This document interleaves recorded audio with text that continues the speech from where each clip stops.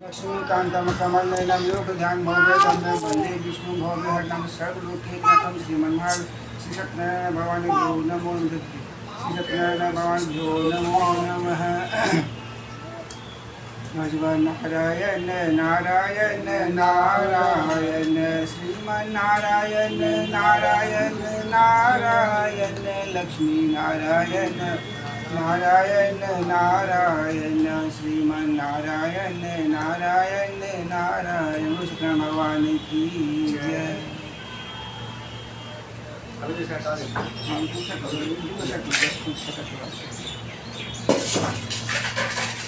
सत्यनारायण भगवान की जय।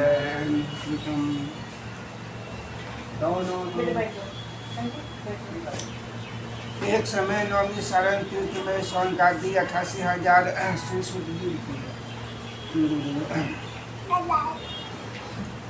एक समय नवमी सारण तीर्थ में स्वर्ण काटी 88,000 ऋषियों ने श्री सूत जी से पूछा, हे प्रभु, इस कलयुग में वेद विद्या रहित मनुष्यों को प्रभु भक्ति किस प्रकार मिलेगी तथा उनका उद्धार कैसे होगा। इसीलिए हे मुनिश्रेष्ठ, कोई ऐसा तप बताइए जिससे कि थोड़े ही समय में पुण्य प्राप्त हो तथा मन वांछित फल मिले। वह कथा सुनने की हमारी इच्छा है। सर्वशास्त्र ज्ञाता श्री सूत जी बोले कि हे वैष्णवों में पूज्य, आप सबने प्राणियों को हित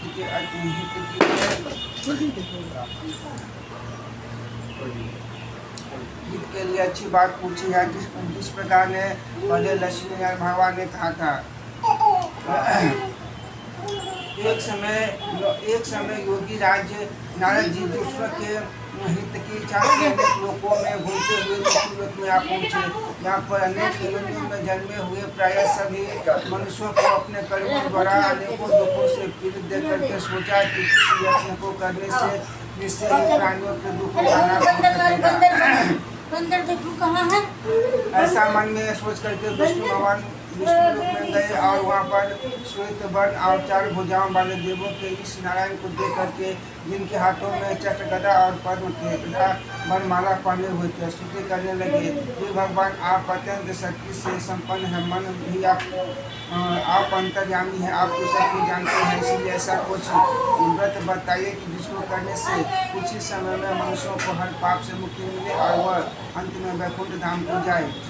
आपको नमस्कार है। नारद जी इस प्रकार की स्तुति सुन करके भगवान बोले कि हे मुनिश्रेष्ठ, आपके मन में क्या है, आपका किस काम के लिए आगमन हुआ है, निसंकोच कहिए। तब नारद मुनि बोले कि मृत्यु रूप में सब मनुष्य जो अनेक योनियों में पैदा हुए हैं अपने अपने कर्मों के अनुसार दुख भोग रहे हैं। यदि आप मुझ पर दया रखते हैं तो बताइए कि इन मनुष्यों को सब दुखों कैसे ही दूर हो सकता है। श्री भगवान के वचन सुन करके नारद बोले कि हे उस की यह पृथ्वी पर सत्यनारायण भगवान का ऐसा ही व्रत है जिसको करने से मनुष्यों को शांति मिलती है और सब दुख को दूर हो करके अंत में वैकुंठ धाम को जाता है। तो उसका व्रत का क्या फल है, क्या विधान है, हमसे बताइए।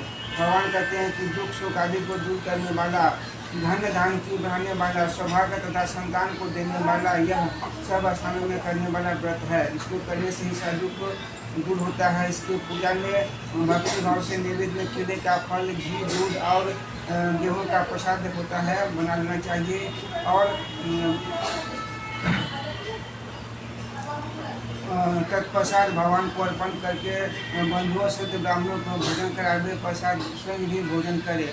नृत्य गीत आदि का आचरण करते ही भगवान का नाम जपता रहना चाहिए और अंत में यह एक मोक्ष का सरल उपाय है।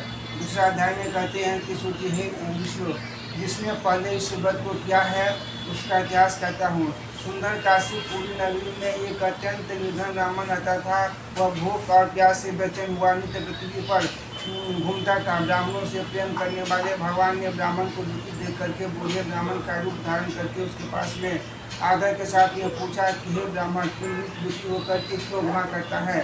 तो वो कहते हैं कि मैं गरीब ब्राह्मण हूँ, भिक्षा के लिए इधर उधर घुमा करता हूँ। यदि आप इसका कोई उपाय जानते हैं तो हमसे बताइए।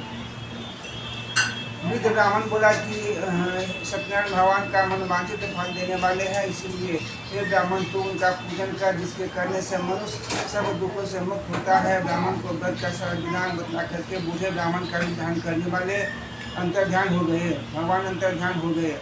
जिस व्रत को ब्राह्मण ने बतलाया है मैं उसको अवश्य करूँगा। यह निश्चय करने पर उसे रात में नींद नहीं आई और वह सवेरे उठ भगवान के व्रत का निश्चय कर भिक्षा के लिए चल दिया।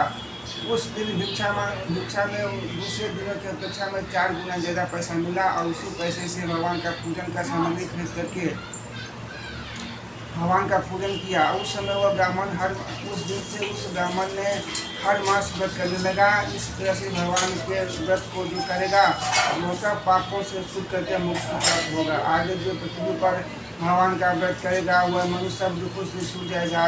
इस तरह से नारद जी ने भगवान का कहा हुआ यह व्रत मैं तुमसे कहा, मैंने सब और क्या कहूँ। ऋषि बोले कि हे भगवान, संसार में इस ब्राह्मण के मुख से सुन करके किसने और व्रत किया है, हमसे बताइए। एक समय में एक ब्राह्मण धन और ऐश्वर्य के अनुसार बंधु बांधवों के साथ व्रत करे